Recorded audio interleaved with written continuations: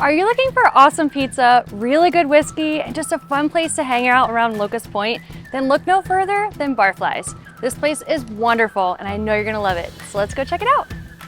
As a busy mom, realtor, and someone who just likes to have fun, I'm always on the go around Baltimore. Whether you're new to the area or you've lived here your whole life, I want to show you my favorite places to eat, play, and live around 21230. I'm Allie Hudler with Compass, and this is the 21230 show.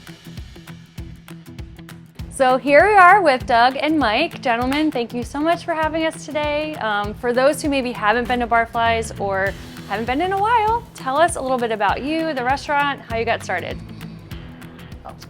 Been here since 2011. We opened in June. Started off as a kind of little dive bar with pizza and beer. Kind of progressed into a whiskey bar shortly after that. So now we're known for our whiskey and our pizza. So we were originally a pizza place that had good beer. Now we're a whiskey place that has good pizza. So the pizza speaks for itself. It's really good. But now having over 600 whiskeys, it's kind of grew into a whole different thing. Back in the day, it was a bar called Leone's, which was a very famous bar. They may have had some kind of connections with an organization, but not so sure. But they also had a famous minor league baseball team that at over a dozen Hall of Famers played baseball for this bar's club team. Al Kaline, Reggie Jackson.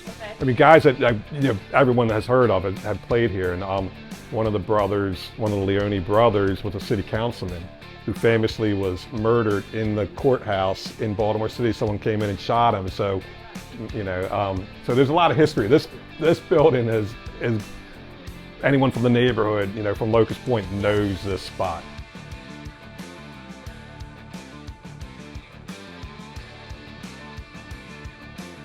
Now, all right, pizza. How did your pizza come about? Why pizza? It's just, pizza was easy. I have a very small kitchen. A pizza oven is all we have back there. No fryers, no grill tops.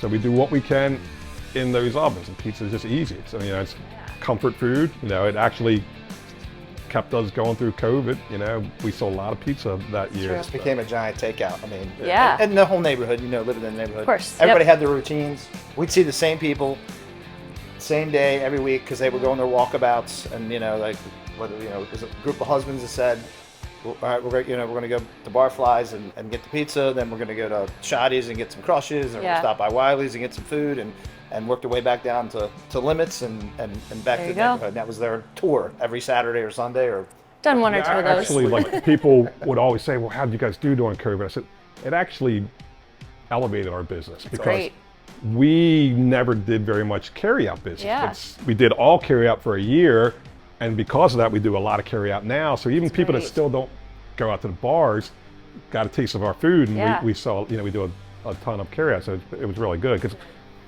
it's a pretty small bar. We can only, you can only fit so many people in here, but now the carry-out helps a lot. Do you all have any favorite pizzas, of what you make? What's your favorite pizza or toppings or things like that? Mine would be, when we do a special, chorizo jalapeno. Ooh. That's what I like. Yeah. Because I like, Yeah, a little heat. The number one, we do a pizza of the week, and the number one that everyone talks about is the Big Mac pizza. And it literally, I mean, I never even liked Big Macs growing up, but when you bite it, it tastes like a Big Mac. Because we even put the sesame seeds on the crust, put the cold lettuce and pickles on top with the secret sauce, and people, we're debating whether to put that on the regular menu, but we like having it as special because people come out of the woodworks for it. It definitely. But we got a couple specialty pizzas that like the hot and spicy, the buffalo chicken, if you want something a little non-traditional. Yeah. And all your whiskey. So you kind of turned into a whiskey bar. How did that happen? Was it demand from your customers, or? I'm kind of an obsessive collector. Okay. So if I get into something, I go all in, and I was sitting at a bar down the street from here, and I was like, I like the shape of all those bottles. The whiskey bottles are just cool. So we need to get some more of them in here. And it started, we had about 9. Within 6 months, we had 100. Oh my gosh. And then, within a couple of years, 500-600 bottles. We used to have and originally we had big jars along the bar there that I would do infused candies. Vodka infused with Fireball, Jolly Ranchers, Lemon Heads. So I had fireball shots before fireball shots were a thing. So I've always been like a trendsetter, I think. There you go. Whiskey drinkers like to come here because our prices are actually very reasonable, cheap. We give nice big pours, and they could try something that they don't want to spend $3,000 on it, or they have the bottle at home, they don't want to crack it open yet, so they'll come and try it here first, or try it before they go out and invest that money on it. So wow, that's awesome. That's kind of where we sit. Even We're like the the middlemen. even the workers that work across the pond at some whiskey places. Still to come over drink. here. All right, well, thank you so much for all that information. Would you guys want to go back and check out how your pizza's made? Sure. All right, let's do it.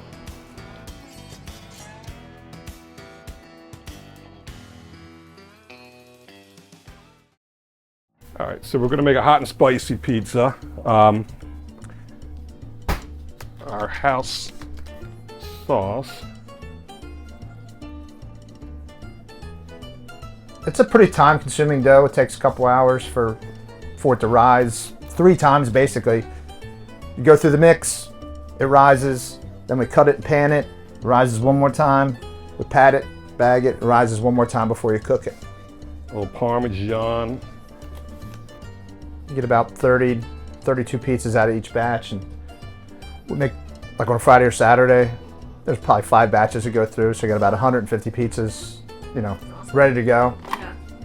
Throw it in the oven, stone oven, about 10, 12 minutes.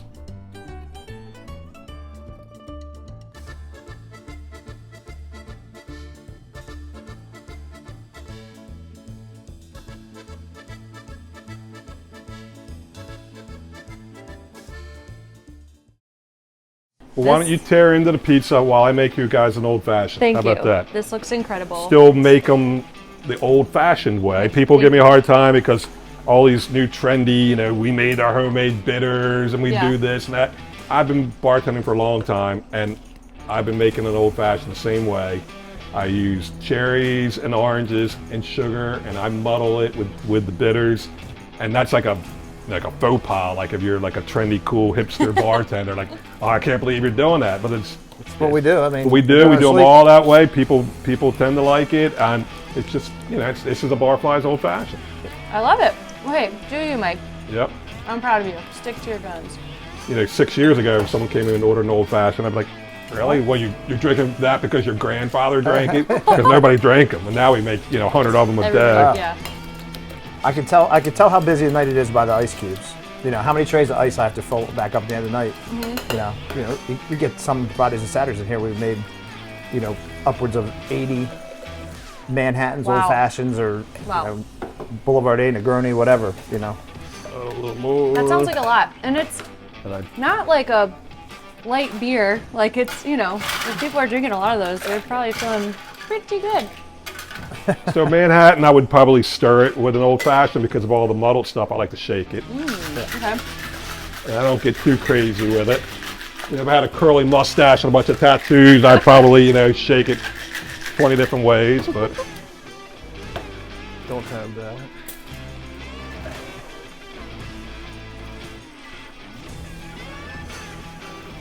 Okay, well the pizza's amazing, the drinks are good, I'm even enjoying this old fashioned, and I'm not a whiskey girl, so thank you. For those who haven't been here, how do they find you? What's your address, website, social media? Well, right here on Ford Avenue, we got a big giant sign out front, 620 East Ford Avenue. You can find us on Facebook, Instagram. Our website is barflysbaltimore.com. Easy peasy. Yeah, Google Nice. Google best pizza in Baltimore, and we're probably going to pop up in there. We're on the Toast Network. Okay. So you can We order. don't use any outside sources like Grubhub or no anything deliveries. like that. No delivery services. Yeah. Gotta Because get this it is here. best right here, or you live in a few blocks. You know, that's Yeah. the best time to eat it. Let's see when it's Plus, so you've seen the fresh. size of our So good. kitchen. You know, we don't really That's true. need to sell anymore. You know, Yeah. we do all right with what we're selling here. Awesome. Well, thank you so much. It's a pleasure learning about the history behind this and everything else. So if you haven't been here, make sure you check it out. It's so good. You'll love it. These guys are great. So thanks, and we'll see you soon. Thank you.